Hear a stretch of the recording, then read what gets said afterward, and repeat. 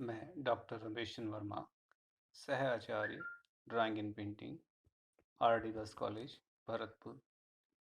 आज हम चित्रकला का अन्य कलाओं से संबंध के बारे में अध्ययन करेंगे। चित्रकला, जो भारतीय दर्शन के अनुसार सर्वश्रेष्ठ कला के रूप में मानी जाती है। चित्रकला स्थूल और सूक्ष्म के मध्य की कला है। इसका माध्यम सरल, सुलभ, स्थानांतरण की कठिनाइयों से मुक्त है। स्थानांतरण से तात्पर्य एक स्थान से दूसरे स्थान तक ले जाए जाने में बहुत ही सहज है। चित्रकला में उन सभी कठिनाइयों को पूर्ण करने की क्षमता होती है जो अन्य कलाओं में नहीं होती। जैसे मूर्तिकला में अंतराल प्रदर्शन यानी स्पेस की क्षमता नहीं होती, वह चित्रकला में संभव है। यानी रेखीय दूरी एवं वातावरणीय दूरी को चित्रकला के माध्यम से बहुत ही आसानी से दर्शाया जा सकता है, जबकि वह मूर्तिकला में संभव नहीं है। वहीं गतिशीलता को प्रदर्शित करने की क्षमता चित्रकला में ही संभव है।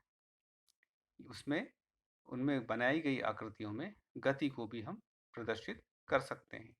इसके साथ ही मूर्तिकला अपनी अपनी मूर्ति में सादृश्य उत्पन्न करने हेतु चित्रकला का सहारा लेती है।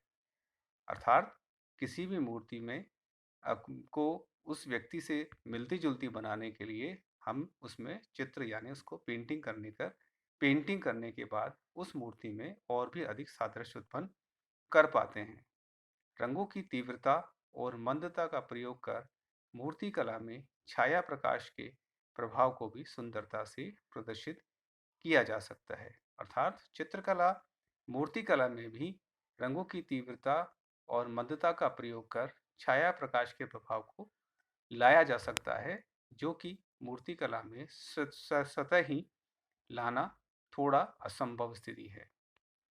मूर्तिकला में चित्रकला के प्रयोग हमारे प्राचीन मंदिरों की मूर्तियों में देखा जा सकता है। प्राचीन समय के बहुत सारे मंदिर, मध्यकाल तक के मंदिर जो हमें अवशेष के रूप में प्राप्त हुए हैं, उनमें मूर्तियों की नक्काशी करने के बाद उस पर प्लास्टर का एक लेप चढ़ाया जाता था एवं उन पर चित्रकारी की जाती थी। इस प्रकार से चित्रकला और मूर्तिकला आपस में जुड़ी हुई है। इसलिए यह कहा जा सकता है कि मूर्तिकला चित्रकला का आपसी संबंध भावों के उन्मेष में सहयोग प्रदान करता है। अर्थात मूर्तियों में भावों की उन्मेष के हेतु चित्रकला का प्रयोग किया गया है एवं चित्रकला में चित्रकला मूर्तिकला से श्रेष्ठ है। इन सब चीज़ों को हम इन विशेषताओं के आधार पर मान सकते हैं।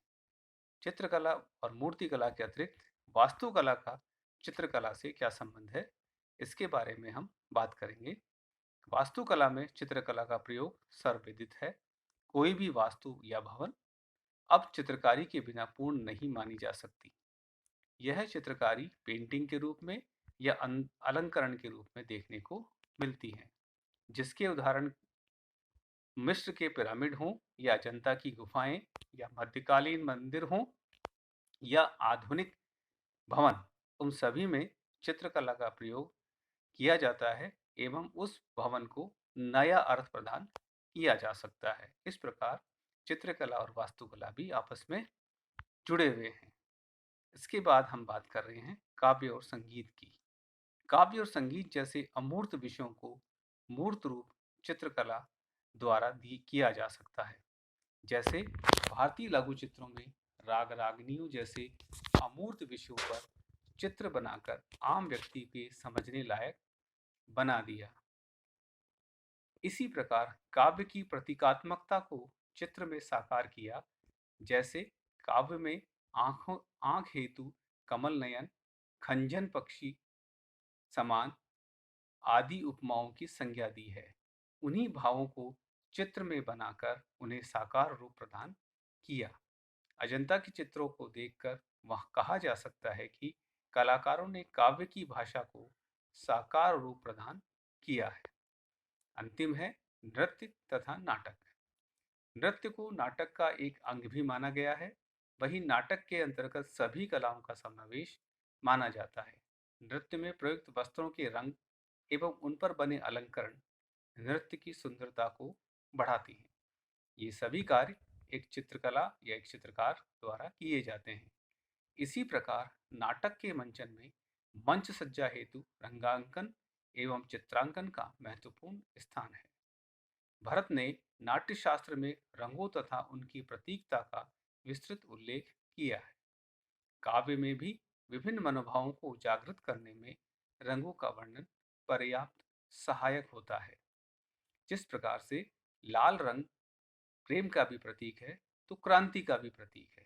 तो इस प्रकार रंगों के मनोभावों के आधार पर काव्य में प्रतीक रूप में रंगों का विवरण दिया जाता है। इस प्रकार यह स्पष्ट हो जाता है कि सभी कलाओं में चित्रकला का सहयोग अपेक्षित है। इसी प्रकार चित्रकला में किसी भी विषय के समग्र प्रभाव उत्पन्न करने हेतु इन सभी कलाओं का सहारा लिया जाता है। जैसे वातावरण के प्रभाव हेतु वास्तु एवं प्रकृति का चित्रण किया जाता है तथा उसकी यथार्थ प्रस्तुति हेतु मूर्तिकला की भांति उपहार दर्शाया जाता है। वही भावात्मक उन्मेष हेतु काव्य की उपमाओं का प्रयोग करने से चित्र भाव प्रणय बन जाता है। धन्यवाद।